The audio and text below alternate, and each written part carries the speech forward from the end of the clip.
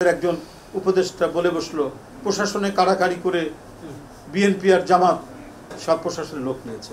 আমরা প্রশাসনে সেই ব্যক্তিদেরকেই আমরা দেখতে চাই যার মধ্যে নিরপেক্ষতা আছে। ছাত্র জীবনে যে কেউ রাজনৈতিক দল ছাত্র সংগঠন করতে পারে, কিন্তু সে একটা প্রতিযোগিতামূলক পরীক্ষায় উত্তীর্ণ হয়ে সে রাষ্ট্রের কর্মকর্তা হিসেবে নিয়োগ পাচ্ছে এবং জনগণের সেবক সে হবে। জনগণের সেবকের তো কোনো রাজনৈতিক রং থাকতে পারে না। তো আপনারা অন্তর্বর্তীকালীন সরকারে আছেন উপদেষ্টা মন্ত্রীর পদমর্যাদা, তো আপনারা এই কাড়াকাড়ি যখন দেখলেন তো আপনারা কি ব্যবস্থা নিলেন? আপনার হাতে একটা ভুল হয়েছে, সেটা হলো যে বিএনপি কখনোই যখনই ক্ষমতায় এসছে, বিশেষ করে বিসিএস পরীক্ষা, এই সমস্ত পরীক্ষায় কোনো ধরনের কারচুপির, কোনো ধরনের দলীয়করণের কোনো অভিযোগ বিএনপি সরকারের বিরুদ্ধে ছিল 2001 থেকে 2006, 91 থেকে 96 এবং শহীদ জিয়াউর রহমানের আমলে। বরং আমরা 72 থেকে 75-এ যে বলতো বিসিএসকে বলতো বিটিএস, বাংলাদেশ সত্য ফাইল সার্ভিস, এই যে প্রশাসনের মধ্যে দলীয়করণ করা, এটা হচ্ছে আওয়ামী ফ্যাসিবাদের লক্ষ্য। সেইখান থেকে আস্তে আস্তে রাষ্ট্রকে একটা সুশৃঙ্খল আর্টিকুলেট রাষ্ট্রে পরিণত করেছিলেন শহীদ রাষ্ট্রপতি জিয়াউর রহমান, এবং সেই ধারাবাহিকতায় দেশনেত্রী বেগম খালেদা জিয়া তার দুই টার্মে, দুই মেয়াদে তিনি সেই অক্ষুণ্ণতা, সেই নিরপেক্ষতা প্রশাসনের বজায় রেখেছিলেন।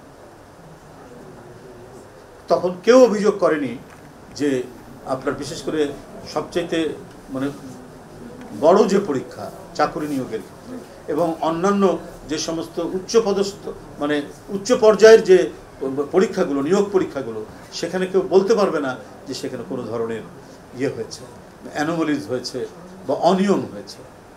কিন্তু এই 16-17 বছর ব্যাপকভাবে দলীয়করণের যে আমরা প্রকোপ দেখেছি, ছাপ দেখেছি, তার প্রমাণ হচ্ছে আপনারা সাংবাদিকবৃন্দ যারা আছেন, ওই সময় যারা দায়িত্ব পালন করছেন, এখানে যারা বসে আছেন, তার প্রায় 90%ই বিএনপি যারা বিট করেছেন কিভাবে দলীয় আচরণ করেছিল আইন শৃঙ্খলা বাহিনী। আমাদের পার্টি অফিস ভেঙে কখনো 400 জন, কখনো 254 জন এইভাবে নেতৃবৃন্দকে ধরে নিয়ে গেছে, কর্মীদেরকে ধরে নিয়ে গেছে। দরজা ভেঙে রাত্রি 3টার সময় আমাদেরকে ধরে নিয়ে গেছে, কারণ এরা দায়িত্ব পালন করেছে পলিটিক্যাল ক্যাডার হিসাবে। বসুন্ধরা টিস্যু, অশুদ্ধতার বিরুদ্ধে এক বিন্দুও ছাড় নয়। এটি গণতান্ত্রিক রাষ্ট্রের যারা যারা প্রশাসক হবে, যারা ব্যুরোক্রেসির যে কাঠামোটা হবে, ব্যুরোক্রেসিকে বলা হয় একটা রাষ্ট্রের হচ্ছে তার হলো আয়রন কাঠামো, আয়রন স্ট্রাকচার, স্টিল মানে স্টিল কাঠামো, স্টিল স্ট্রাকচার। তো সেই কাঠামো যদি ভেজাল হয় তাহলে আপনার রাষ্ট্র ভেঙে পড়ে। এটা বিএনপি প্রথম এই দেশে স্বাধীনতা উত্তর সুশৃঙ্খলার মধ্যে নিয়ে এসেছে। এই 16 বছর আবার ভেঙে দিয়েছে।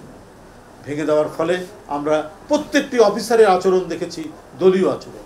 তারা কথা বলছে, আমাদেরকে যখন ধমক দেয় তখন মনে করেছি এটা একটা ছাত্রলীগের প্রেসিডেন্ট, না হলে যুবলীগের সভাপতি। এইভাবে তারা আমাদের সাথে কথা বলেছে। আমরা তো সেই যুগ ফিরিয়ে নিয়ে আসতে চাই না। যারা ক্যাডার ভিত্তিক রাজনীতি করেন বলে অভিযোগ করেন, তারা প্রকারান্তরে যে কাজটি করেন সেটা হচ্ছে ঘরের মধ্যে ঘর তৈরি করে। তারা রাষ্ট্রের বিরুদ্ধে, রাষ্ট্রের ভিতরে তারা রাষ্ট্র তৈরি করে, দেশের ভিতরে তারা দেশ তৈরি করে। তাদের নানা কর্মকাণ্ডের মধ্যে হাসপাতাল বানান, ব্যবসা বাণিজ্য প্রতিষ্ঠান গড়ে তোলেন, ব্যাংক বানান, এই কাজগুলো তারা তৈরি করেন। এটা তো হচ্ছে সামগ্রিকভাবে রাষ্ট্রের দায়িত্ব। বোর্ড অফ ডিরেক্টরসে বিএনপি সমর্থক লোক থাকতে পারে, জামাত সমর্থক লোক থাকতে পারে, অন্যান্য বামপন্থী থাকতে পারে, সেকুলার থাকতে পারে, নন সেকুলার থাকতে পারে। এটা দিয়েই তো প্রতিষ্ঠান গড়ে ওঠে। এখানে অমুক ব্যাংকটি অমুক দলের, অমুক ব্যাংকটি অমুক দলের, এটাই তো হচ্ছে মানে জাতিকে বিভাজিত করা। এটাই হচ্ছে মানে একটি জাতিকে ঐক্যবদ্ধ করার বদলে বিভাজিত করা, রাষ্ট্রের ভিতরে রাষ্ট্র তৈরি করা। যারা যে সমস্ত ছেলেরা, আমি বিশেষ করে সেই বিশেষ ইসলামপন্থী দলটির যারা একসময় হয়তো ছাত্র জীবনে শিবির করেছেন, তারা ক্যাডার সার্ভিসে চান্স পেয়েছেন, কিন্তু তারপরেও যদি তারা শিবিরেরই ক্যাডার থেকে যান, তাহলে এই রাষ্ট্রটি একটি ফাংশনাল রাষ্ট্র হবে না, এই রাষ্ট্রটি একটি আর্টিকুলেট রাষ্ট্র হবে না। আর এইভাবে দল যদি খোঁজ খবর রেখে যে এই লোকগুলো জামাতের, এই লোকগুলো শিবিরের, এদেরকে কি পয়েন্টে আনতে হবে, এবং তারা যদি ওই ভূমিকা রাখতে যান, তাহলে কখনোই আপনি একটি অবাধ নিরপেক্ষ সুষ্ঠু নির্বাচন করতে পারবেন না। যখনই ক্যাডারদেরকে আপনি বিভিন্ন জায়গায় প্রতিষ্ঠিত করবেন, তারা সুষ্ঠু নির্বাচন করতে দেবে না প্রশাসনের মধ্যে।